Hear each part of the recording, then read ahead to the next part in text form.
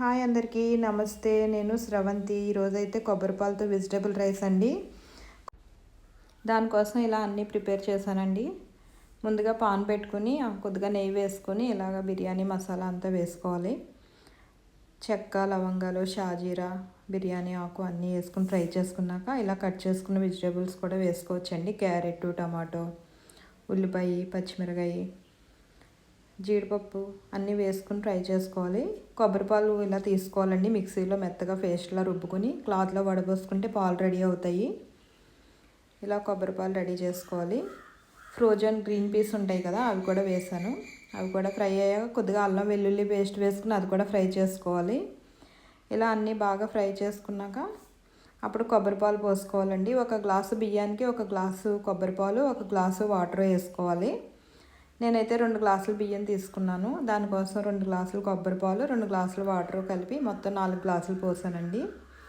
ఇలా కొబ్బరిపాలు మరిగాక ముందుగానే కడిగి నానబెట్టుకోవాలండి బాస్మతి రైస్ ఒక అరగంట. ఆ రైస్ కూడా వేసేసాను. ఇలా అన్నీ వేసుకుని కుక్ చేసుకోవాలి. ఇలా కుక్ అవుతుంది కదా, పక్కన రొయ్యల కూర అండి. ఇలా ఒక పాన్ పెట్టుకుని ఆయిల్ వేసుకుని ఉల్లిపాయ, పచ్చిమిరకాయ ముక్కలు వేసి వేయించుకోవాలి బాగాను. ఇలా ఉల్లిపాయ, పచ్చిమిరకాయ త్వరగా మగ్గాలంటే కొద్దిగా పసుపు, ఉప్పు వేసుకోవాలండి.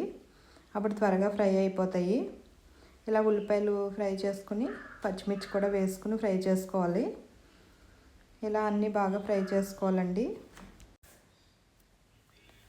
ఇలా ఉల్లిపాయ, పచ్చిమిరకాయ బాగా గోల్డెన్ బ్రౌన్ వచ్చేదాకా ఫ్రై చేసుకోవాలండి.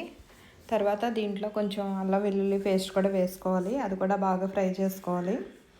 నేనైతే వెజిటేరియన్ అండి, కానీ ఇంట్లో అందరూ తింటారు కదా, వాళ్ళ కోసమని ఇలాగా నాన్ వెజ్ అప్పుడప్పుడు వండుతూ ఉంటాను. ఇలా అల్లం వెల్లుల్లి పేస్ట్ బాగా ఫ్రై అయ్యాక అప్పుడు టమాటోస్ అండి. ఇవి కూడా లైట్గా మిక్సీ పట్టాను నేను కచ్చాపచ్చాగాను. ముక్కలుగా ఉండే కన్నా ఇలా పేస్ట్ లాగా ఉంటే కొంచెం గ్రేవీ లాగా బాగుంటుంది కదా అని ఇలాగా మిక్సీ పట్టి వేసానండి టమాటో అయితే. ఇలా టమాటో కూడా కొంచెం బాగా ఫ్రై అవ్వాలి. తర్వాత కారం వేసుకోవాలండి. ఈ నాన్ వెజ్ కర్రీస్కి ఎక్కువ కారం పడుతుంది కదా, అలా కారం కూడా వేసుకుని బాగా ఫ్రై చేసుకోవాలి.